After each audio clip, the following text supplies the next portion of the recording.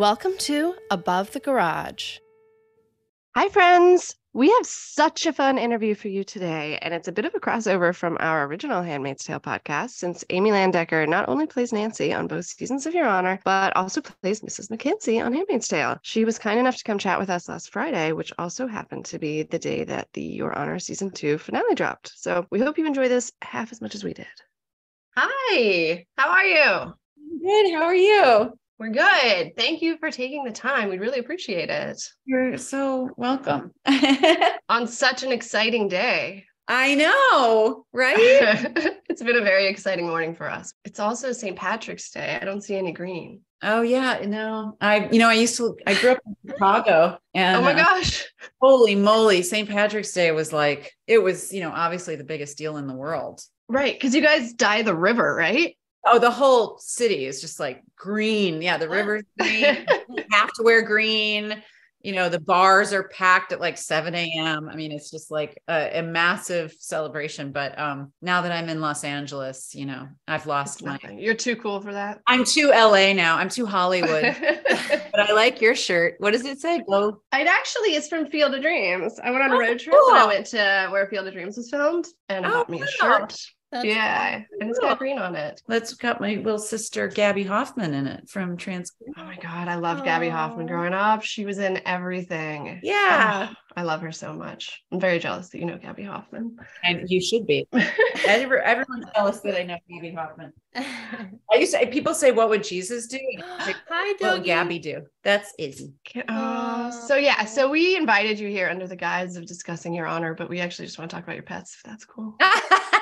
So Izzy is a rescue. Hi, Izzy. Hi. Adorable. She has Cushing's. I'm actually a very, very prompt person, but I was a couple minutes late because she has to be like walked and fed in order to leave me alone long enough to talk. Like I do all the things, she moans and barks and stuff because she's so old and sick and deaf. Oh, baby. She's my little companion. She follows me everywhere. So yeah. How old is she? 14. Oh, that's amazing though. What a life. Great. Our other dog, I'm sure, here he comes. Hi, doggy. Hey, babe. Hey. Yes, we're interviewing you. What do you think? We're like, where are we going? What's happening? Nothing.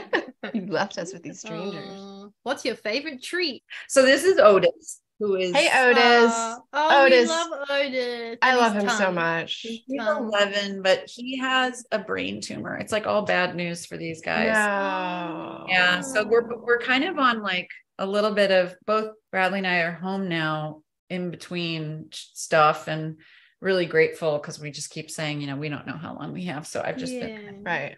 Yeah. My 14-and-a-half-year-old Mix died like the summer before last. And it was, beyond heartbreaking, but also like we caught some cancer early and we had like 9 extra months. And I'm really, that's what we got. Actually, Bradley was shooting in Toronto about, I try not to count the months because I'm afraid of knowing, but it was about July when he had a seizure and I was here with him and took him to the hospital and they said, he might only have a couple of weeks to live. And I was like terrified that Bradley would be gone. Oh my God. Right. His best friend. So my girlfriend, who's a nurse, told me about this stereotactic, this new, radiation therapy that's super concentrated and you only have to do it 3 times. And it bought us months. Yeah. It bought it. And you had to, the thing was the doctor's like, I'm not sure he's eligible. It depends on where the tumor, like where on his cortex and so for a while, for like a week, it was like, I don't know if we're going to buy any time, but we did. You did. And they look so healthy and happy. Yeah, they can't hear a thing. Like they're completely deaf, but they're here and they hang out with me all the time. I love them. And they love each other. Like all your pets seem to really like each other. No, they're like married. They are married. Adorable. How many do you have? Was it 4? Or? We have 2 dogs and 2 cats. And then actually with my kid where I used to live, my kid still lives there with their partner. I have 2 other cats and a dog. So basically like in the family, there's 3 dogs and 3 cats. That's amazing. We love pets. I have 3 cats. I don't know how. I'm a dog person, but somehow I have 3 cats and 1 dog now. I grew up a Yeah. cat person, but now I'm like, oh my God, dogs are just like, as I get older, they're going to be the most important thing in my life. I have no doubt about it. Definitely. They're the purest like beings on the planet. They just love you and they're just so good, right? Oh. I still love the cats, but they're just kind of bitchy and like Right. I mean, I love the cats too, but they're like little bitches. Yeah, running. they are, which I totally appreciate for what it is. And now that we have 3, they walk around the house just like this mischievous gang and they just like knock things off of, it's crazy. They're really very, very funny. malicious, those cats. But yes. We are friends with Samantha Ronson, who's this very acerbic, Oh, DJ, right? hates cats. So she sends us me and her and Bradley have like a little text chain where she sends like cats tearing shit up. She's like, that's all. That's what they do. I'm going to move Bradley's laundry. I'm in the guest downstairs. Wait a minute. Bradley's in the guest room these days? That's too bad. No, his laundry. Here's all Bradley's laundry. It's very nice. Making an appearance. Oh wait, didn't you just post his torn trunks? Yeah, that's pretty exciting. Those were swim trunks. The green of your eyes is very bright, I have to say. Oh, that's a trick of the light, I do believe. They're supposed to be blue. Oh, are they? I don't know what's going on. And Kimberly, are you in Australia? Yeah, I'm in Perth, Australia. Wow, I've always wanted to go. You haven't been to Australia? No, I've always wanted to go. Oh. I think like flight has intimidated me a little It's bit. really yeah. long. Yeah, that's probably why I've never been to America either. It's like 24 hours like travel time. It's you've never been here. You have to come. No, yeah, I will. I think we're as far away from each other as like we possibly could be on this planet. Yeah. The miracle of modern technology that we're all chatting exactly. together. Right. But we're like so psyched to talk to you, especially after the finale when we just want to like talk to people because it was so good. Yeah, I mean, I have to say, I was like, oh, I'm the worst to talk to because I haven't actually watched yet. I like to watch it all together.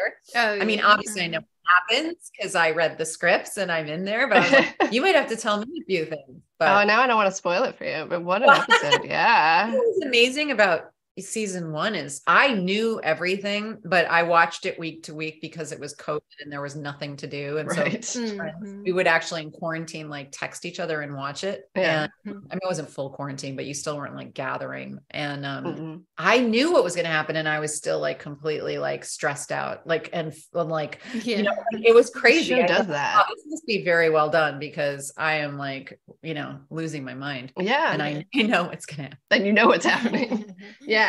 No, like I can't think of a show that we've watched in a long time that is this riveting, like where you're actually, I'm trying to fold laundry and watch and I'm not folding the laundry. I'm just watching. So it's great. And I thought it was going to end. Like, how do you write a season 2 of a show that was supposed to end in season 1 this well? It's incredible. Well, we're hoping for the same weird, it's going to end. And then. Yes. Yeah, we'd love that. Yeah. Have to? Everyone is hoping for that Showtime. Yeah. When did you find out that they were going to do a season 2? Did you think that it was going to happen? Yeah, we were talking about it. It was funny. I was on set and there was a character, actually, Chet Hanks's character was supposed to die. Oh yeah. And then Peter, like Moffat, who was running it the first season, he like changed on the day the script. And we didn't shoot that scene. And I said, what's going on? He's like, I just want to keep all my options open in case there's a second season. And so I sort of started to go, oh, there's definitely a possibility, right? Like I was supposed to die too in a couple of the season 1, like finale drafts. Oh, wow. And then I didn't die. I felt, it was so cute. Hunter, of course, who was like, we were a very close family. In fact, Brian officiated Hunter's wedding to his husband. Oh, that's so everybody was. So, it was devastating to see him go as an actor. So we laughed so hard, like, oh, you poor thing, you had to go do Wednesday and become a massive star. Oh yeah, I know, right? I mean, it was like, he was like texting me from Budapest or wherever they were. And he's like, thing based on this thing. I don't know. It's really weird. It's like within a week, we saw him like right before it. We went out. He actually came to visit like during season 2 to visit Lily. They're really close, and probably Brian too. But we went out to dinner, and it was like he was just a kid, young guy who's on a show that it's about to drop. And then it was like 2 weeks later, he had 4 million followers in his entire life. Man, Totally. literally overnight. Yeah. So I crazy. don't feel bad anymore that he died. Say that. I flew home with Brian, and I was like, so like, what do you think? And he's like, yeah, I can't do this again. Like, I need to be in LA. I need to be with my wife. He's like, maybe I'll come back. And like, if like, maybe I'll die in the first episode or something. He just was spitballing ideas. Right. And then thought, well, and here we are. He said, if they come up with a story, he's always like the kind of artist where he's like, I just need something that I want to do. Yeah. Like, you can't pay me enough. Right. There's not enough. He doesn't care about that. I'm past that. Yeah. He has his tequila business. He doesn't need to be yes. an actor. But if you write something creatively, so we were sort of like hanging out, and then I was doing a pilot for CBS, which is owned by Showtime. And the head of Showtime, I was actually shooting in his office. My character was in his office. So, because this was COVID, so you were using like weird locations. Right. And he came in and said, oh, it's going to happen one way or another. Like, we're going to make it happen because it's the biggest show that, first season of any show we've ever had. Mm-hmm. That's awesome. And then we had to wait for Brian, who was the busiest actor in the world. So I think it was like 2 years till we actually, and in our business, until you actually get the call, like, yes, it's when it's filming, don't count. Yeah. So it really was 2 months before we started that I believed was going back and doing it again. And I also didn't know if Nancy was going. You never know if your character's coming back. You don't know. Right. I was really grateful to get to go back. Yeah. Everybody seems so close in the behind the scenes photos and stuff. It just seems like you had a lot of fun filming. That was another cast. I mean, I've been blessed. Transparent was similar where, and it doesn't always happen. I've heard, although I've only done 2 series really long term. But I've definitely heard lots of stories that like, there might be a lot of friction. There might be a lot of, personality difference. Yeah. But this was one of those groups of people that just immediately was like family. I mean, it starts with Brian. He's such a wonderful and lovely. Yeah. I ran into Betsy Brandt at a party who was on Breaking Bad. And it was just so funny because she was like, oh, I'm so sorry you have to work with Brian. He's such a psychopath. I'm like, a horrible Hollywood asshole. Like, it's so the opposite that it's like, I got the joke immediately. Exactly. Right. Yeah. There's no question that she's. No, I know. It's just horrible, isn't he? It's just a nightmare. I love there's a backstage picture that Chief posted, I think, of Brian, and I guess it's Jimmy's baby, was at the wrap party. Yeah. It's the cutest, like just the way Brian's looking at the baby. And I'm like, God, he's such a nice human. We had Your Honor baby. No, he's just the night. And I love working on, I mean, it's funny, Handmaids is similar where you have this incredible number one in Elisabeth, who's like, completely sweet and sane between takes, and then just dives into the most dark. I will never understand how you can do that. How she can do that. Really quite something to witness. It's like a magic trick. You're just like, okay. So you have this really dark show, but everybody on set is really respects and likes each other, which is nice. Yeah, we're like your biggest fans. We followed you from Handmaids over to Your Honor. So thank you. Thank you. Don't be creeped out. I love, it's funny. There was something about your posts. Like, I didn't know who was behind it all, but you guys were so funny and sane and clever. I was like, oh, they're normal. Cause some, thank you. I fully understand what you're saying. 100,000%. It was like Rishi, who started the West Wing podcast. You can have people who are fans, and then you realize, oh no, they're real like connoisseurs and interested, and not just, being weird. It just interests us. We've learned a lot so far, but yeah, it was, I understand very clearly what you're saying, and thank you for giving us a chance. Funny. When did you ever think you were going to come back into Handmaids after that, short appearance? Yeah. I mean, Handmaids has been, even though there's a definite like plot of where things are going, there's often shifts like within writers' rooms around storyline. I was really happy to get to go back even a little bit. I mean, that's one of those shows I've said to Elisabeth, like, I don't care if I'm doing a background cross. Like, I would do anything. Yeah. I mean, when you want to talk about being a fan, I mean, I don't even think Bradley had seen the show when he got offered the part. I was a massive Handmaid's Tale fan. Wow. Yeah. And I mean, like, obsessed. like my favorite show. Right. So Yeah. so he gets this like reach out about would he be interested? And I was like, yes, I'll take that call for you. And he's like, okay, okay. And so he gets the part, and we get to go to the season finale of season 2, like in person, like a red carpet, big part. Fun. Like for me as a fan, just like out of control, meeting the cast.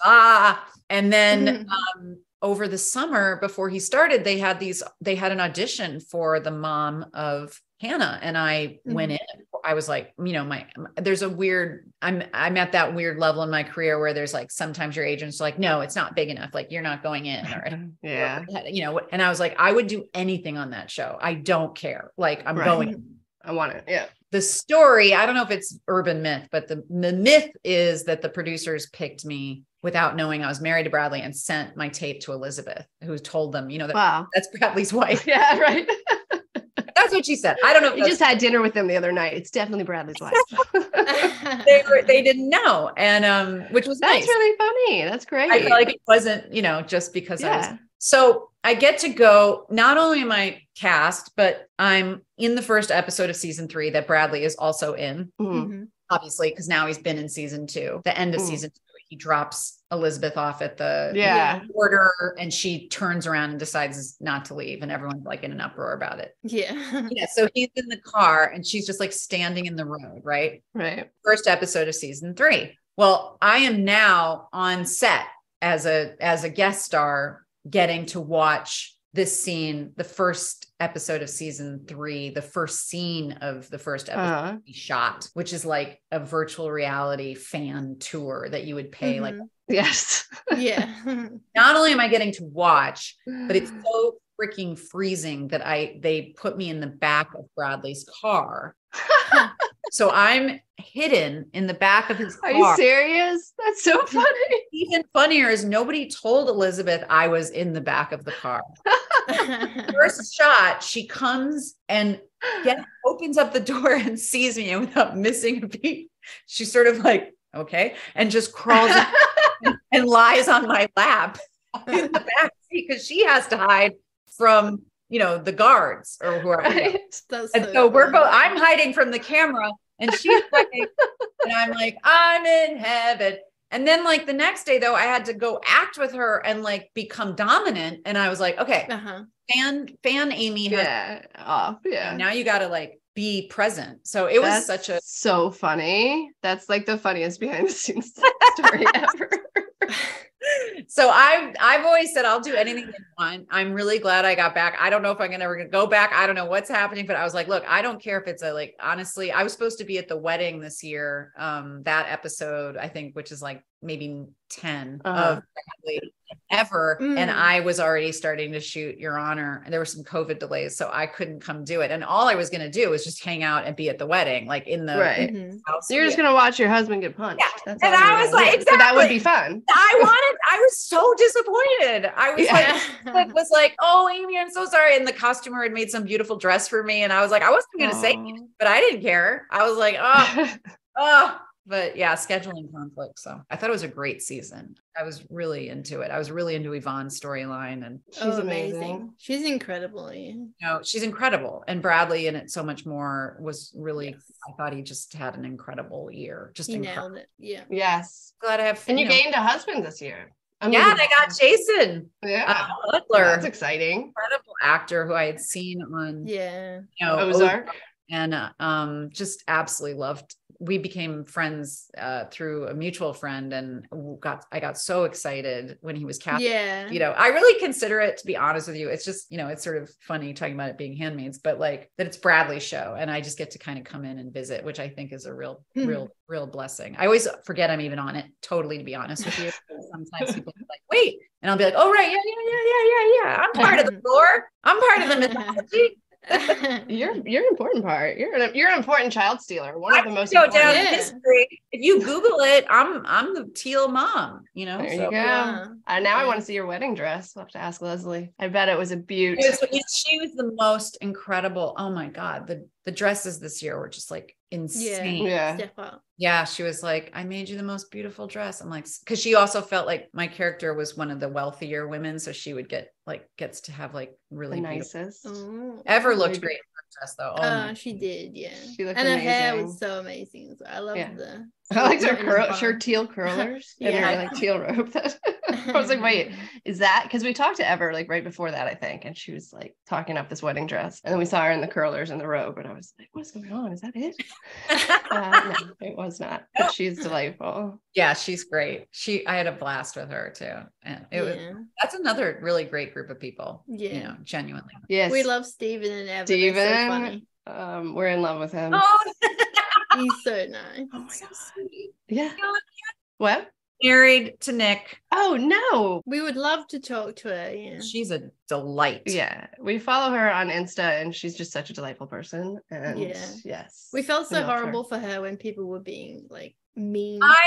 That's one of the most annoying things about this business is, when I was doing Transparent, like everybody just assumed I was like this wild, and I was just like, you guys, it's a television show. Like I am right. I'm not Sarah Pfefferman. That's why I was also so grateful to get both Handmaids, even though it was not huge. It just showed a completely different tone. And then it was like, I'm an actor.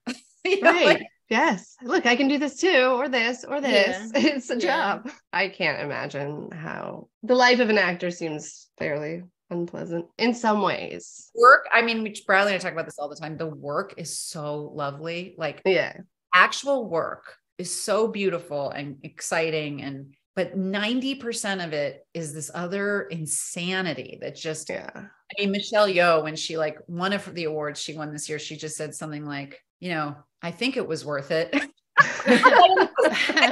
SAG award or something, and Bradley and I were laughing, and we were trying to, I was listening to Demi Moore's, I've been listening to her autobiography, and which was a few years old, but I just started to listen to it. And, she was talking about paparazzi, and she said, I don't think anyone from the outside, it's just like, what are you complaining about? Like, you're rich, you're famous, you're separated. And it's like, I don't know if anyone understands the humiliations that go on.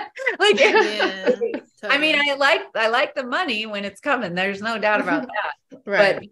But people are always like, when it's the Oscars, like, oh, what party are you going to? Like, trying to not go to any, to be honest with you. They're just they're like a dog and pony show, and you're in high school and you're not the popular kid. I don't know if anyone feels like the popular kid. And then I think the person who is the popular kid feels like everybody hates them or something. Like, I don't think there's a way to enjoy, all of that. The people's responses, people's comments, people's opinions. I mean, it's just like, I always say to people, like, do you like getting your picture taken? Like, nobody likes getting their picture. No. Likes getting their picture taken. No. I saw you went to New York though last week to see Dollhouse. Yeah. I've heard great things. I like going up. So it's I'd seen the director's production of Cyrano. So it was an English production that went to BAM with James McAvoy. James McAvoy. Oh, I love James McAvoy. Awesome. Yeah. Hot. Yes. Actor. So James McAvoy was playing, Cyrano, and they did this production where it was incredibly modern, and he didn't have a nose. Like, they just decided to not do the nose. And so you were just imagining it. And there was something about this, like, it's Jamie Lloyd is the director, and he is, the New York Times, it says like, this production superbly directed by Jamie Lloyd and starring James McAvoy in an almost literally ravishing performance is a triumph. And I totally agree. It was one of the best performances I've ever seen. And I also heard the play in a way, or the story, because I've seen it in different forms, like in the most incredible way for the first time. But he doesn't use sets, and he uses modern costumes, and he does a lot of forward facing talking. So it's very different, which can be very pretentious if not in the right hands. And I think very like college theater experiment feeling, if it not in the right. But in this director's and in his cast, it's like breathtaking. Like, so you hear these classic plays or stories, and you're just experiencing them in a completely stripped down way, where he has these leads, like Jessica Chastain and James McAvoy, where there's these incredibly gifted movie star and, like charisma up the yin yang actors So you just like bore into them and their performances. And I was, my friend Ariane Moyed, who's this incredible actor who was in Succession. Yeah. And that Netflix show about the girl who was scheming everybody in jail, who's like the social climber. I forget the name. Anyway. Oh yeah, is that the one with Julia Garner? Is that the show? Yes. That one? Yes. Yeah. Anyway, he's been a friend of mine, a theater actor that I've known since Chicago days, and so it's just been a real thrill to watch his career take off. He was also the first Iranian actor like nominated for a Tony for play he did years ago, but this was his first I mean this was a classic huge Broadway opening with Jessica Chastain and it was just very exciting. And the picture you took of him and his mom with like Bradley like looking on, I'm dead, killed me. Bradley's face in the background was so sweet. He was just admiring them. I was crying. Photos too good for the world. It was really like, it was really special. It was really special. And, the production did not disappoint. I mean, it was just like, huge standing ovation. And I got to say though, guys, I got to say something about that. The next morning,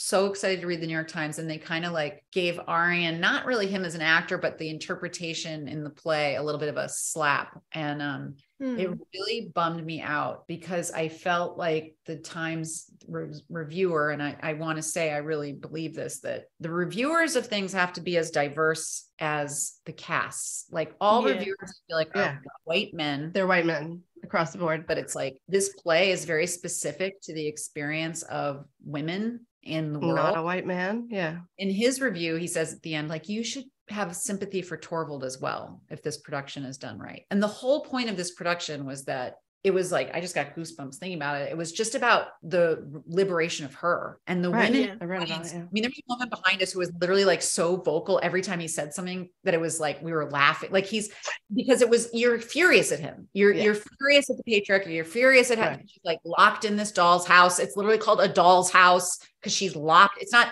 dolls without an apostrophe. It is, someone owns this woman, right? And she goes, I'm leaving. And it's this massive, you should feel this jubilation. And I just felt like it was so misinterpreted and it really pissed me off.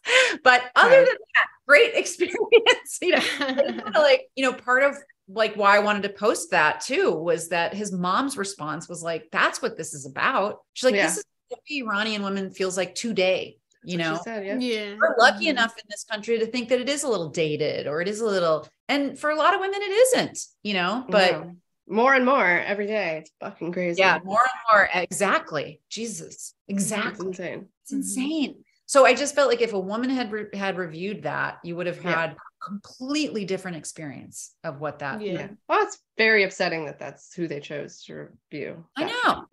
I agree. And it always happens. I mean, Brie Larson did a movie called The Unicorn, I think it was called, that Bradley was in, that I loved, and critics just eviscerated it. And it was a very feminine female perspective, and it was completely moving to me and beautiful. And I thought she got into some activism at the time around, you have to start having reviewers reflect the films that they're watching. Afternoon Delight, another one of the greatest movies as a woman that I like, blew my mind. Catherine Hahn gave an Oscar worthy performance, reviewed by men who were like, didn't get it the way that I get it, so that's my soapbox for the day. No, it's an important soapbox, and like entertainment, even same with directors, and I don't know, it's still so male. Yes. That it's totally disappointing. Awards, everything. So down to reviewers, of course, and it all makes a difference. Yeah. Well, I'm sorry that happened. That's very annoying, but I'm happy you got to sit next to Greg from Succession. I know, that sounds fun. That's another show I get really like hopes on it, and I'm just like, what's it like? Although I don't think that's a set where it's as easygoing as. Oh my God, no! I just read about that. I'm like, okay, wow. It's one of those where I'll just enjoy watching it. I don't want to really. You don't need to be on that set. A little chaotic, but what a genius show! What an incredible. It works out. Yeah, I could go on and on to him about his. There's that scene in the last season in The Office where he's with who's the guy. This is like, Bradley calls this Halfheimer's Hollywood charades. So all songs that you're not, so Halfheimer's Hollywood charades. Cause we play this a lot. Like, you know, the guy who, like, married to Sarah Snook. Who's He was also in the who was it? The movie with the English, you know, the was it thing. True love. I know, what's the love story at Christmas time? You just watch it go. Anyway, there's a scene, there's an office scene where they're just like, and I know that show's heavily improvised, where finally he pushes over the desk or something. And it's just like, to me, it's like, I'm watching this going, as an actor, I'm just like, it's one of the greatest things I've ever seen in my entire life. Like, and I know. someone like that, it's just hard not to be like gobsmacked, you know? I know. No, I love him. I don't know about their choices in the finale. Keira Knightley, Pride and Prejudice. See, I'm working backwards. Played Darcy, and now is. Oh, that's right. He did play Darcy. I totally forgot about that. There was a track there. No, it's a very, very clear track. You don't have Halfheimer. I can't even say that. Halfheimers. Halfheimers. I think we're gonna podcast Succession next, just because we enjoy hanging out with each other. So why not? But yeah, I'm very excited to see where it goes. And I love Greg. But Tom and Greg made like a crazy decision. It's the last season, right? That's the last season. I wanted to guest star on it so badly, but that's a dream that's sailed. No. It really sounds very uncomfortable on set. Yeah, true. Yeah. True that. Maybe if certain people weren't in your scene, it would be better. I don't know. It depends on who you get, I guess. All right, we've gotten significantly off track. I'm impressed. Where are we? I wanted to ask you about your dad, Amy, because he's like a massive radio guy, right? Yeah. Do you ever join him on his show? All the time, actually. Like a lot. He's on WGN Chicago at night. Mm-hmm. The last time I went on was to actually talk about gun safety on sets, because I had that episode where I was holding the gun a lot. Right. About what happened on Rust. But then also I'm going to be going on to talk about American Idol. Like, we talk about really random stuff. That's so fun. Yeah, I grew up with a rock and roll DJ in the 70s in Chicago before there was FM. So it was the AM band was the only way you could listen to radio. And this was before, cable. And so he had millions and millions of people who would listen at night, all through the Midwest and into Canada to, he was a shock jock at the time, although now it's so tame, but it was like, he would hang up on people. He did something called boogie check, and he would take calls, which was also kind of like a new technology. And he would hang up on you if you were like obnoxious or he didn't like you. I love that. And then, I would go to the station all the time, and I got to like meet rock stars when I was little, and that's cool. It was really fun. I really enjoyed being his kid. It was, I still do. I'm very, very close to him.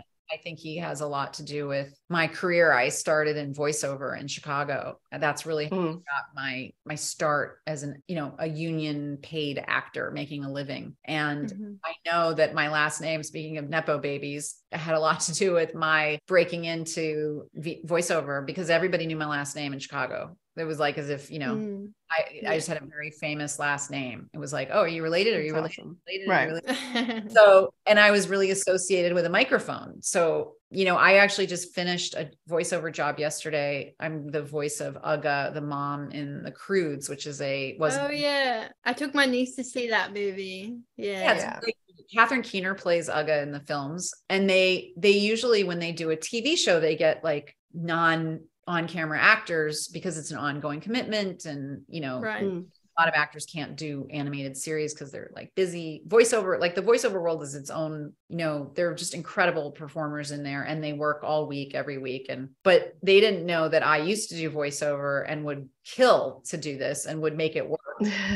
So for 3 years, I got to do this animated series almost once a week. We started during COVID, and then yesterday they were like, yeah, we just didn't know you would want to do this. And I said, oh, voiceover and radio and microphones and studios. That's my, comfort zone. That's where I'm the most comfortable as an actor. And we'll always want to do that whenever anyone. That's awesome. And what a great for COVID too. Like, it was incredible. It was right when we shut down. Yeah. really shut down and nobody was leaving their house. And Right. I was in the upstairs closet of my stepdaughter's. I would record up in there with, and everyone was on. The other thing in animation is you never really meet other actors in the series. Yeah, that's so weird. Yeah. It was like this, the way we are with the boxes filled with the cast, and we read together. For the first 6 episodes of this show, it's actually all of our home records, which we would then send in, which was really stressful. Like, I'm not an engineer. And I was like, I don't know.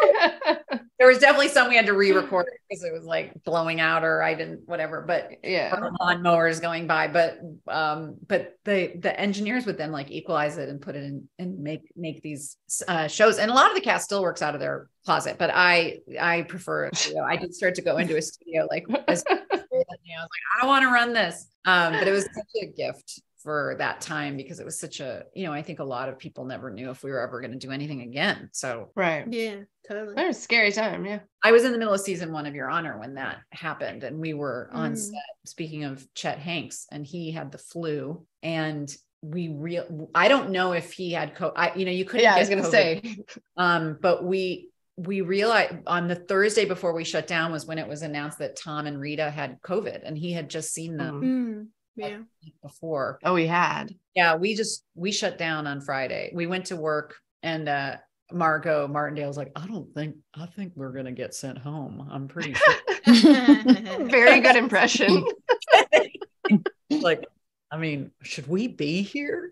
Like, and they're like, okay, go home. It was that whole thing of like, who knows when we'll see it? Who knows what's gonna happen?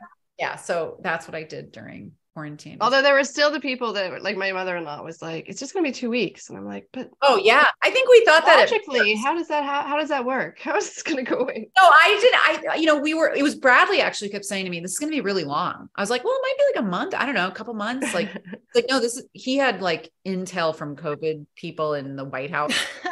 This 6 months, and I was like, okay. And then we stayed home. I mean, in Australia, on way longer. She still doesn't leave her house. Really? No, but she hasn't gotten it. She's the only person I know that hasn't gotten it. I haven't gotten it. I was supposed to be in a movie called How to Blow Up a Pipeline or something that's coming out. That's like got all this buzz from Toronto, and I got COVID, and I had to be replaced. Oh, that sucks. It was a problem. Yeah. I wonder, like, if they'll be testing forever. Very intrigued. Yeah, I'm not on a job right now, so I don't know. It's funny though, like even going to opening night in New York, we didn't test or anything. It used to be like you couldn't go in. No, yeah. We went to a show on Broadway like 2 weeks ago, and there were very few masks or anything too. It was pretty back to normal they're like, I'm done. I can't do it. Whatever happens, right? Yeah. But I was just about to ask Amy if you did accents, but I just heard you do one. Thank you for great. Clearly does. I do. I did have to do Australian for a play years ago. Please do it. No, I was just thinking I can't. It was one of the hardest ones for me to learn. I couldn't stop talking in that accent when I was done. That's funny. And then it was really, because I'm usually pretty good at accents. I did a movie called like All Is Bright where I was doing Quebecois, and I actually had a friend I didn't know very well, but like an acquaintance who was like, I saw this movie and the woman looked just like you, but she was French. And I was like, no. Do an accent. That was me. But Australian, the only way I could do it is if you said something and I just copied you. So if you want to try. G'day, mate. G'day, mate. See, I think Amy wins. Want to throw a shrimp on the barbie? That's too easy. Do a longer. Okay. That's not a knife. This is a knife. Oh my God. That's not a knife. Knife. This is a knife. Knife. Sounds like you're saying enough. That's not enough. You guys know what that's from, right? I'm not just like a crazy bitch. No, I just think you're a psychopath now. No, it's from Crocodile Dundee. Haven't you seen that sentence?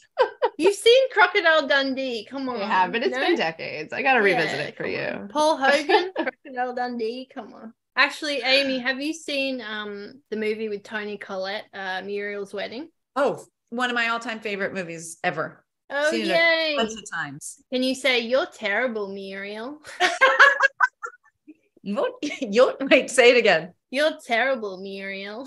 You're terrible, Muriel. Oh, that was very good. That was very, very good. you. Kimberly says that to me all the time, and I haven't watched it. What is You wrong with haven't me? seen it. Oh my God. Are you out of your mind? Why? It's like one of the great, buddy movies ever made. All right. Yes, Before it's so the end of good. the weekend, it will be watched. Yes, you should watch So it. I don't good. know where it will be on over there. I'm sure you can find it I'll somewhere. find it somewhere. I have, I don't know, 9 different streaming services now. It's so crazy. I know. Like there's an MGM Plus now. What is that? How can there? Is there There's really? yes. Stephen Kunkin's new show is on MGM Plus, and I'm I'm like, gonna what bundle it. We're back to cable. Like, let's just be honest. It's gonna Yes. be Yeah. the same thing. And unbelievably, we pay for cable too. I would spend so much money on TV. Yeah. Only because of sports. There was like Dave, my husband, like threatened the cable company once to quit, and they didn't like say, "Oh, sorry, please come back." They were just like, "Okay."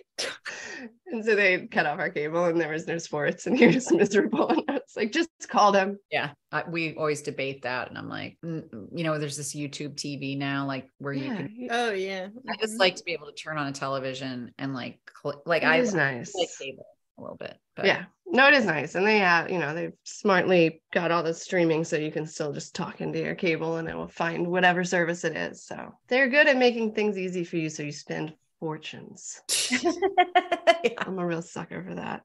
Our other 2 podcasters just joined. They're in the Upside Down right now. I hope they're gonna get out safely. I don't know. We're gonna see how it goes. Scarlett is in Puerto Rico. Hi, Scarlett. Hi, Amy. Thanks for taking the time to talk to us. Of course. I have a question about your character, Nancy, on the show. The season finale was amazing. All right, the show. Forgot. When I first started watching season 2, I remember we talked about how Nancy seemed to be the only straight arrow person in the show. But then when we got to the episode where Rudy kills himself, at least I was like, could she be in on it? Was that supposed to be filmed that way to give us like that kind of doubt that maybe in the end she was going to be a little bit not as straight as we thought she was? I'm going to be honest with you. I've heard that from some other people. I don't think we intended that. Okay. I think it's an interesting when the guy says someone else is involved. Like a bunch of people were like texting me like, "Are you a bad guy?" And I was like, "Oh, interesting." I think that I could be wrong. Joey might have a different answer. So it'd be good to ask the showrunner. Yeah, we should ask him. But that was never something that I think that's one of those interesting moments where like the fans have a different perspective than like in it. Like I always knew Nancy was the good guy, right? Like Nancy's the good guy. She's the straight arrow, man. Yeah. It never occurred to me that like they were doing a misdirect, but like Carrie Preston, maybe she was, because that's definitely something people picked up. So yeah. But no, I'm like the only, well, and I think Rosie was brought in too as another example of like a person who wants to do good, who isn't corrupt, especially since we were going to find out that some other people we really liked were corrupt. Yeah. But I never had that idea that I might be. I actually just thought if you saw the thing with him killing himself, oh, that's so interesting. You mean because they don't show him shooting himself? No, they don't. Oh my God, that's crazy. Because we did. No, in fact, that was supposed to be misdirect that you think I'm dead was what the original. Yeah. Oh, okay. Right. So Gotta wait to see. Yeah. yeah, that's so interesting. Yeah. Well, Rosie's not as Olivia, right? Is not as straight, even as straight as you, because she's got. Well, that's. I thought she was gonna have a gambling problem, but she's just a side gambler. It seems she talks about gambling a lot. Yeah, I think that who knows all of what. Obviously, yeah, something went down with her somewhere, and that was Rosie's great performance too, making her. She really wanted to like dig into like her just being difficult. Yeah. She was like the first scene with me. Her idea was like she never even like looks up from her phone. I was like, this woman's like she's like I'm playing my own game here, but I do think she's the most like. But she's very honorable in her intentions. Yeah. So I liked your last scene together. Or I don't know if it was the last. Anyway, your scenes together like in this. Yeah, that's what the director told me about that. She's like, one of my favorite scenes of yours is with her. That was a fun one to shoot too, because we had such a journey of like exactly really hated each other, and then we sort of this common ground, and now we're pitching like a Cagney and Lacey story. We're like, yeah, we're on board. Yes, please. Yeah, totally. Yeah, it was great. It was also great that in the end you came back around with Michael. Yeah. It was unfortunate how much you hated him in the beginning of this season. Yeah, we had a lot of talks with Joey about. I mean, I did about. It was such a interesting. Nancy's an interesting character because like in the way it's established in the first season, I know the family. Right. Mhm. Your friends. Yeah. And so when Adam dies, that I have to have like some sympathy for him, I felt, so it was like, but at the same time talking, because the first scene I have with him is like, I'm going to fucking come get you no matter what. Yeah. Mhm. Mhm. Joey was just like, look, the truth is though, if you found out that someone just like totally lied and manipulated and, someone you really trusted, and also that there's a lot of people who died, it wasn't just Adam because of him, Right. and Mhm. Yeah. that sort of got me to like, The point where. yeah, she'd be pissed, Right. but also trying to bring in that compassion that she does understand, like he lost his son and she Mhm. was close to the family. And it's a really tricky line when someone behaves like him, what do you do to find any compassion for someone who caused that much damage? And you go, Right. his intentions. And I think that was Brian's real big point. Like season 2, he has to be utterly destroyed or he didn't want to come back and do it. Like he needed to like barely function in order for him to want to come back. So it was cool. I like that. And you haven't seen 10, or have you seen 10? Yeah. I've seen 10. Yeah. So there's like, I love that I have the sort of last moment with Mhm. him. That you take him back to jail. That's great. I love that. That was pretty cool. When I read that, I was like, oh, because, again, every actor wants more and wants more and wants more. And it just felt so for my character, I felt so good for her that I, like honored her with that. Right. Because I'm not the lead of the show, but I felt like she was given a real closing. Important character. Yeah, definitely. Yeah. I wonder how long Michael's going to be in jail now. How long is he How going to serve for that? Oh yeah. Well, let's get a season 3. Yeah, season 3. Yeah. We have to convince Brian to do it again. I know. Busy man. That would be incredible. Yeah. I really I can't overstate how well written this season was from where you ended season 1 and be like, all right, we want to make another. I thought that the story with like Lily and the baby was like one of the greatest ideas I'd ever seen in terms of keeping something going. Yeah, for sure. You found the reason for Brian to stay alive, Mhm. Yeah. for Desiato, To tie them together. Like, Yeah. you found the only thing that could justify everyone staying in the same world. Cause I'm like, Mhm. why Yeah. would Brilliant. they stay? Why would they? And it was like, really good idea. So good. Also the cutest baby. Yeah. I mean, I've never gotten to do a scene with Andreen, and that's my one big complaint. Oh, I saw the picture of you guys and I was thinking, I was like, no, they I'm didn't do it. obsessed with her on this show. I think We're really excited to talk to her next week because she's one of the coolest actors. I mean, again, a character that could be so tropey and like 2-dimensional. And I think she just like, Yeah, she did. I mean, the writers obviously also are wonderful, but they are so lucky. Yeah. But her delivery. All I ever think about is how she uses her freaking hand, her finger. Oh, her nails. Yeah. her Somebody nails, told us yeah. Andreen, those are Andreen's real nails. Well, they're made for the character, but it was her Well, idea. not real, but does she wear them in real life? Yes, I think that's Yes, what they meant. yes. Yeah. That would be so hard. Amazing. I don't know if like all the time. I feel like she was wearing them while she was doing that character. I don't think Andreen would walk around with those, but maybe I'm wrong. No, that's what they said. They said it did. Really? She did. Yeah. Okay, good for her. That's what I think Chief told us. Yeah. Those nails have a life of their own. Yes. They are a character.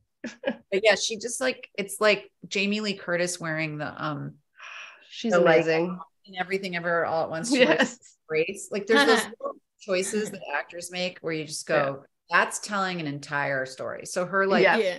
her hands and her nails story and her like A ring. toothpick in season 1 or something. Just every little thing she does. I'm just Oh, yeah, the toothpick. Yeah. obsessed. Yeah. I'm also obsessed. There's a scene we were talking to Joey and Gina and Big Mo where like some of the lines are improvised, and like one of the best lines from the scene, I think it was it episode 8, and yeah, Andreen like put that in herself, and it's just so good. Yeah. When she poured one out for the homies, is that what you mean? Yeah, poured one out for the homies. Yeah, it was I was like, I have to watch the whole. I like to binge, so binge. You're like Kimberly. She doesn't Yeah. watch anything except our podcast shows week by week. Yeah. Otherwise, she waits and then she binges. I wait till it's all up and then I watch it together. But I'm excited to see everybody else. Like I'm excited to see Hope and Joey was such a great showrunner too, because he was confident enough to let people bring. And I think that takes a certain confidence.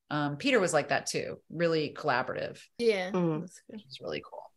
the thing that I've really started to realize with ongoing series is the actors know their characters in some ways better than the writers do, because they remember every detail. Yeah. Right. Right. They're not writing for 20 characters. Yeah. And I'm just drilling in on Nancy in every little moment. And so I might have a better track in some ways. And so I think it's really helpful when they are open to hearing you, because I think you can really say, I mean, I always look at the end of, what was that huge show that ended so terribly? Game of Thrones. Game of Thrones. The worst endings to a series I've ever seen in my life. And I just want to say to the writers, like, did you watch your own show? Because you made like the opposite choice of what every character should do. In my opinion. Exactly. It's like character arcs. They're just like, let's ignore the character arc we built for 7 years. You should have rewatched everything and listened to your fans too, because your fans know more than you do. And I mean, they're brilliant writers. Obviously, I'm not brilliant. Like, I couldn't write that television show, but it was like something went wrong in the end where Definitely. they did not know what they had created in that way, and what it's like to like your point, Scarlett, about what you interpreted in that moment. It's important to know that that's interpreted. Right. Yeah. The writing in Your Honor is so incredibly like tight and good, and everything makes sense, and there's no like giant plot holes. That is a testament to Joey. Truly. We had a big discussion about, I was horrified, that we came back and Nancy was, the first time I meet Rosie, or at least in the first scene we shot together, she's basically, incompetent I was. And I was like, Nancy's incompetent? Like, I was like, wait, Nancy can't be incompetent.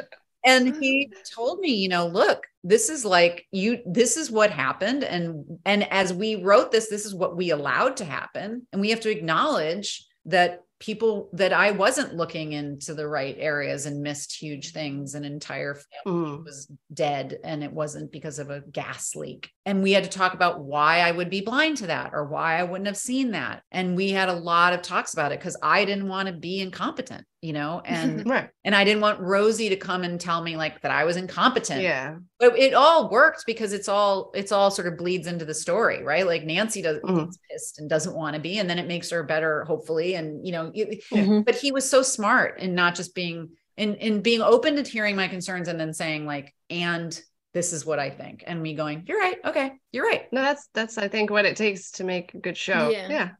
Raquel, you have a question about Your Honor? Hi, Amy. Thank you so much for taking the time. Hi. So I had a question about your career in general. Has there been any shows that you've been really excited to be part of? Like you were talking about that you would have loved to join Succession. Has there been one that you were like really excited to join before you even got the job? Well, yeah, you weren't here when we started, but one of the craziest things is that I was a massive, there's two versions of that, the shows I got to do and the shows I never got to do. But Handmaids was an obsession of mine.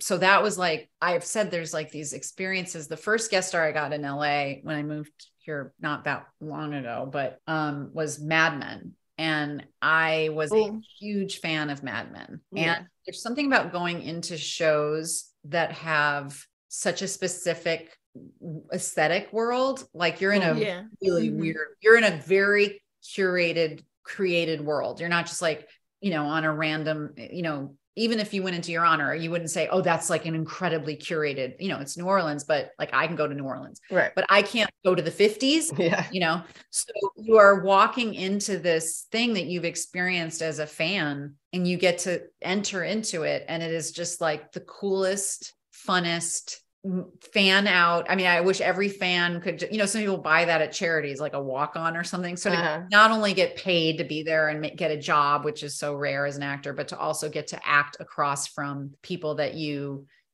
hugely admire, and shows that you are in the middle of the story watching as a fan, and now you're part of the story, was really, really exciting, and crazy fun. And I think the ones, Succession is a real disappointment to me. I would really love to fit on that show. And also White Lotus is on every actor's list. Yeah. Because it's not just that you're working with Mike White, who is, one of the great television writers right now, but you're in a 4th season somewhere for exactly. Yeah, totally. That's where you're shooting.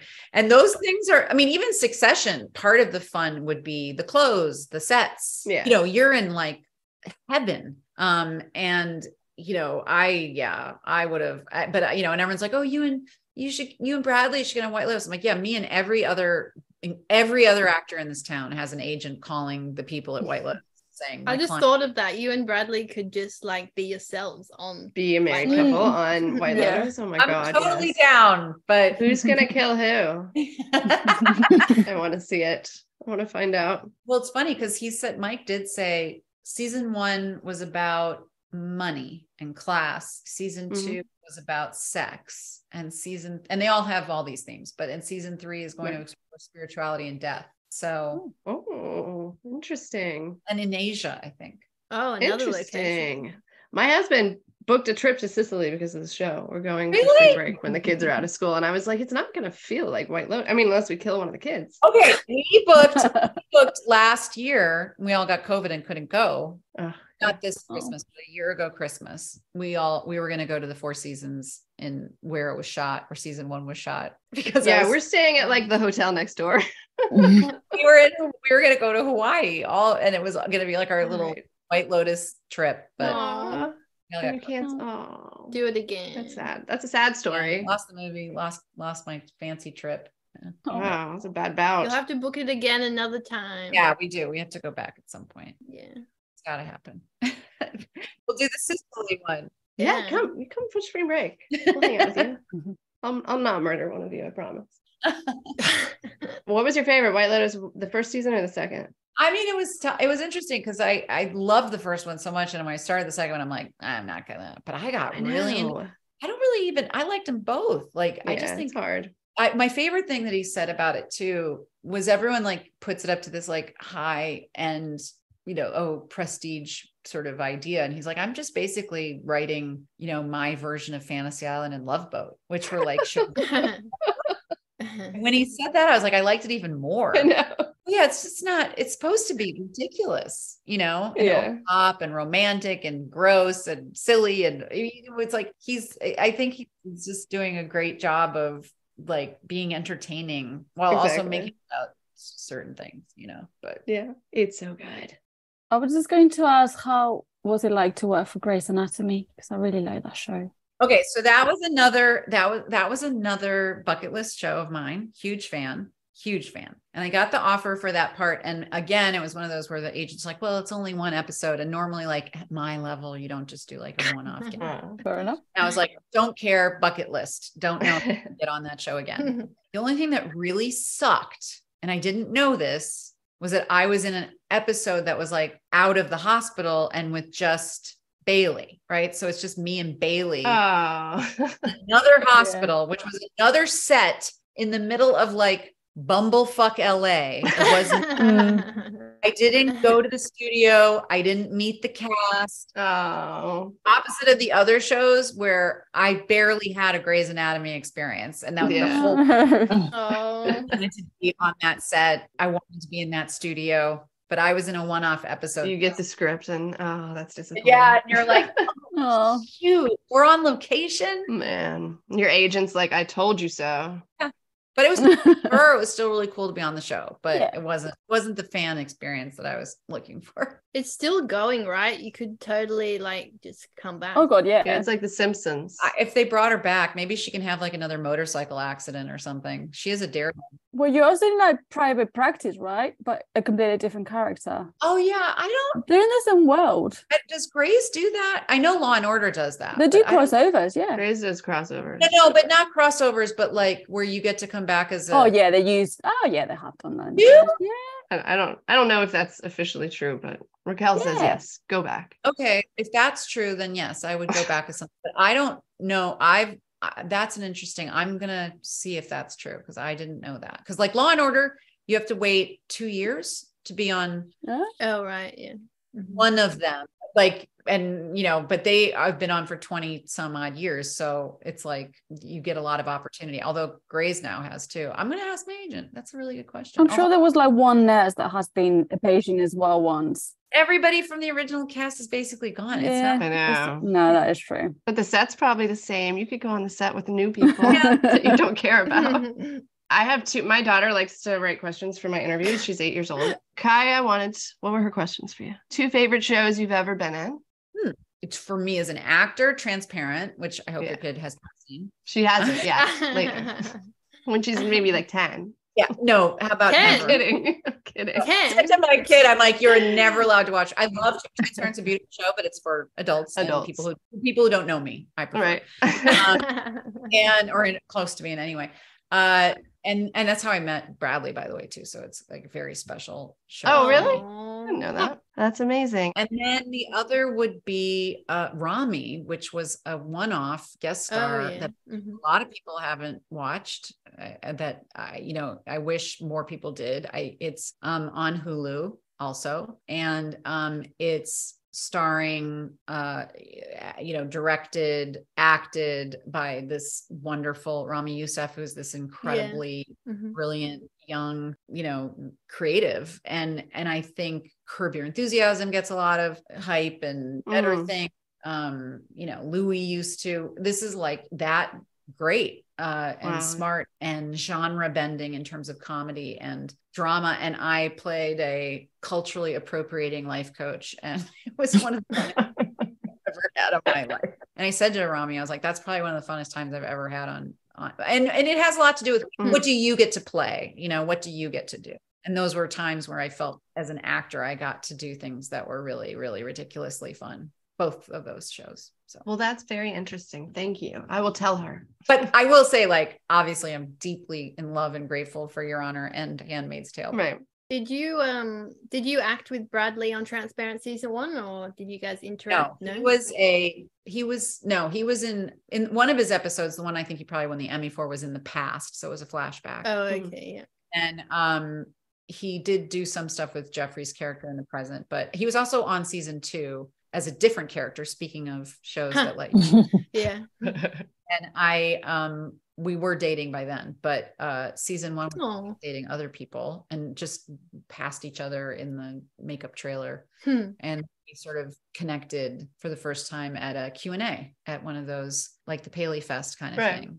Oh, that's awesome. I really loved his wedding announcement wording. I think he said it's an unearned plot twist. And now that's my favorite phrase. I forgot about that. Yeah, I guess we weren't married when, I don't know. I think he said an unearned plot twist, Mrs. MacKenzie and Commander Lawrence married or something, it was fun. Yeah. There was another funny thing about when we got married that another website said something like 2 of the most popular Jewish characters in television history, which was Sarah Pfefferman, because that was a very Jewish show and very celebrated. And Josh Lyman had gotten right.